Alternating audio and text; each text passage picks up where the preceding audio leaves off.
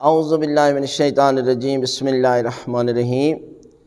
ماہ شعبان کے تیسرے جمعہ بہت بڑی فضیلت کا دن ہے، اس لیے کہ معصوم فرماتے ہیں کہ اللہ کی ذات نے ہر نسل کا ایک سردار بنایا۔ جیسے 12 مہینے ہیں نا، تو 12 مہینوں میں ماہ رمضان باقی مہینوں کا سردار ہے۔ اسی طرح 7 دن ہے نا، تو ان 7 دنوں میں جمعہ باقی دنوں کا سردار ہے۔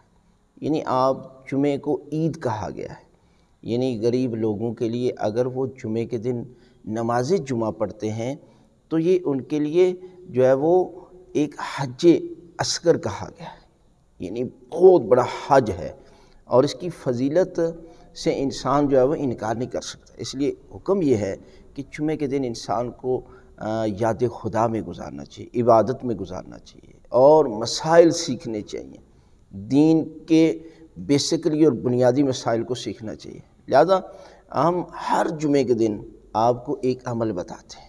اس جمعہ کے دن آپ نے سورہ واقعہ کی تلاوت کرنی ہے۔ سورہ واقعہ وہ سورہ ہے کہ جس کے بدلے میں اگر انسان ہر روز نماز عشاء کے بعد سورہ واقعہ کی تلاوت کرتا ہے تو پروردگار اس کو فقیر سے غنی بنا دیتا ہے۔